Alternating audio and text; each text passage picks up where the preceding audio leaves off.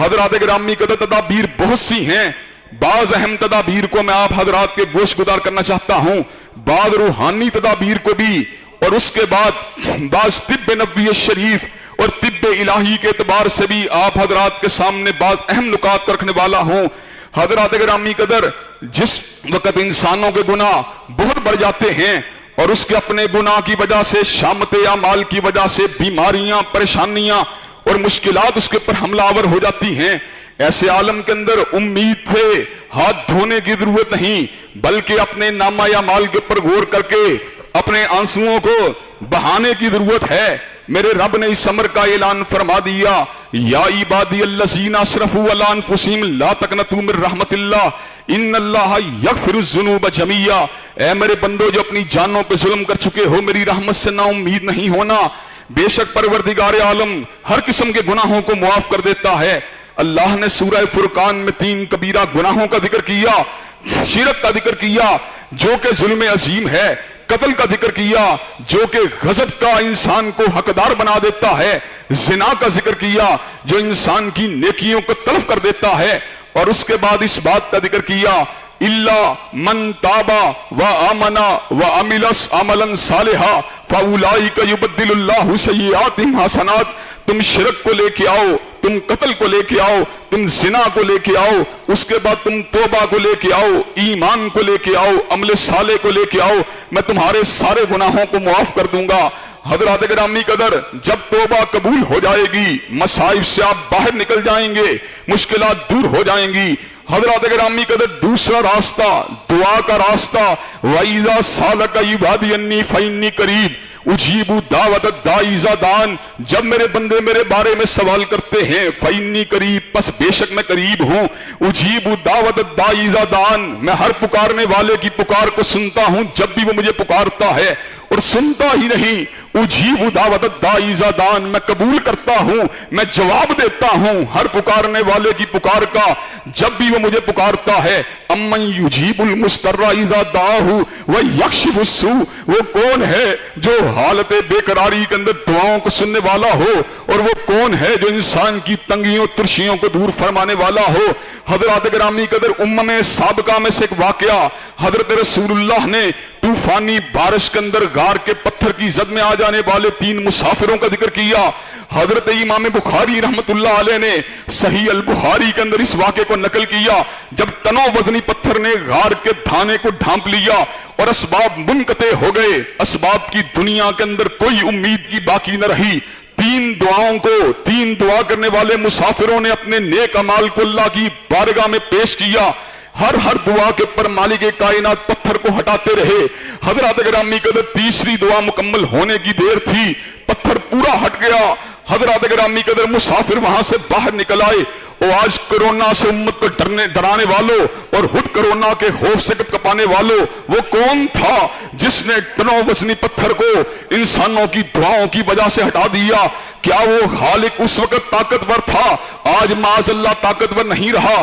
اللہ تبارک و تعالی اس وقت بھی قوی تھے، آج بھی قوی ہیں، اس وقت بھی قدیر تھے، آج بھی قدیر ہیں۔ حضرات گرامی قدر، جب حضرت یونس علیہ السلام مچھلی کے پیٹ کے اندر موجود تھے، سیدنا یونس نے دعا مانگی، لا الہ الا انت سبحانک انی کنت من الظالمین، اللہ تیرے سوا کوئی الہ حق نہیں ہے، سبحانکا، تیری ذات پاک ہے اس تکلیف سے جو مجھ کو پہنچی ہے، انی کنت من الظالمین، بے شک میری تکلیف میری اپنی وجہ سے آئی ہے، فاستجبنا لہ ونجیناہ من الغم وکذالک ننجی المؤمنین، اللہ نے سیدنا یونس کی فریاد کو سن لیا اور ان کے غم کو مٹا دیا، اور تنہا انہی کے غم کو نہیں مٹایا بلکہ اس امر کا بھی اعلان فرما دیا، وَكَذَلِكَ نُنْجِي الْمُؤْمِنِينَ، میں اسی طرح مومنوں کے غموں کو دور کرتا ہوں۔ حضرات گرامی قدر، سیدنا ایوب علیہ السلام ایک لمبا عرصہ بیمار رہنے کے بعد جب پروردگار عالم کی بارگاہ میں آ کے دعا مانگی، ربی انی مسنی الضر وانت ارحم الراحمین، اللہ تبارک و تعالی تکلیف مجھے آئی ہے، تکلیف مجھے پہنچی ہے اور آپ جو ہیں ارحم الراحمین ہیں. اللہ نے سیدنا ایوب علیہ السلام کی دعا کو قبول و منظور فرما لیا. حضرات گرامی قدر ان کے لیے شفا والے پانی کو جاری فرما دیا. حضرات گرامی قدر ساتھ ہی سمر کا بھی اعلان فرما دیا وَآتَيْنَاهُ أَهْلَهُ وَمِثْلَهُمْ مَعَهُمْ رَحْمَةً مِّنْ عِنْدِنَا وَذِكْرَىٰ لِلْعَابِدِينَ. ہم نے ایوب کی دعا کو سن لیا اور اس سے جو کچھ لیا تھا وہ بھی اس کو پلٹا دیا اور اس کو اتنا ہی مزید اور بھی پلٹا دیا. وَذِكْرَىٰ لِلْعَابِدِينَ. اور اس کے اندر بندوں کے لیے بہت بڑی نصیحت ہے. حضرات گرامی قدر جہاں پہ سارے ہتھیار کند ہو جاتے ہیں, جہاں پر سارے ہتھیار کام کرنا چھوڑ دیتے ہیں, وہاں پہ ہتھیار اگر چلتا ہے تو دعا کا چلتا ہے. حضرات گرامی قدر اس سے اگلی بات کے اوپر غور کیجئے. کل تک گناہگار تھے, کل تک خطا کار تھے, کل تک سیاہ کار تھے, آج ارادہ کیا, تقوی کا ارادہ کیا, للہیت کا ارادہ کیا, گناہوں سے اجتناب کا ارادہ کیا, تقوی کے راستے کے اوپر چلنے کا ارادہ کیا. میرے رب نے اس امر کا اعلان فرما دیا مَمَن يَتَّقِ اللَّهَ يَجْعَل لَّهُ مَخْرَجًا وَيَرْزُقْهُ مِنْ حَيْثُ لَا يَحْتَسِبُ. اور متقی تم بن جاؤ, تمہاری تنگیوں کو میں دور کروں گا اور رزق وہاں سے دوں گا جہاں سے تم گمان بھی نہیں کر سکتے. حضرات گرامی قدر اس سے اگلی بات کے اوپر بھی غور کر لیجئے. تقویٰ کے بعد توکل کا راستہ. حضرات گرامی قدر آپ کا بھروسہ ڈاکٹر کی تشخیص کے اوپر ہے, آپ کا بھروسہ حکیم کے علاج کے اوپر ہے. علاج کروائیے, ضرور کروائیے, حکیم سے کروائیے, ہومیوپیتھک سے کروائے, آپ ایلوپیتھک ڈاکٹر سے کروائیں. حضرات گرامی قدر لیکن ایک بات یاد رکھیے, اس بات کا عقیدہ رکھیں, نسخہ وہ لکھے گا, شفا نہیں دے سکتا. شفا پھر بھی پروردگار عالم نے دینی ہے. وَمَن يَتَوَكَّلْ عَلَى اللَّهِ فَهُوَ حَسْبُهُ. جو اللہ تبارک و تعالیٰ کی ذات کے اوپر توکل کرتا ہے اللہ اس کے لیے کافی ہو جاتا ہے. حضرات گرامی قدر اس کے ساتھ ساتھ راستہ تلاوت قرآن کا راستہ, اللہ تبارک و تعالیٰ کے کلام کے اوپر جو ہے اس کو پڑھنے کا راستہ. حضرات میں نے پہلے بھی آپ کو یہ بات واقعہ سنایا تھا. والدہ کے انتقال کے بعد جب میں بیمار ہوا میں نے قرآن مجید کو پڑھنا شروع کیا. مجھے حفقان قلب کا عارضہ تھا. اللہ تبارک و تعالیٰ نے فقط تلاوت قرآن مجید کی برکت سے اس عارضے کو دور فرما دیا. وَنُنَزِّلُ مِنَ الْقُرْآنِ مَا هُوَ شِفَاءٌ وَرَحْمَةٌ لِّلْمُؤْمِنِينَ. اللہ نے اس امر کا اعلان فرما دیا, ہم نے قرآن کو نازل کیا جو مومنوں کے لیے شفا بھی ہے اور رحمت بھی ہے. حضرات گرامی قدر تنہا سورہ فاتحہ کے اندر انسانوں کے جملہ امراض کا علاج ہے.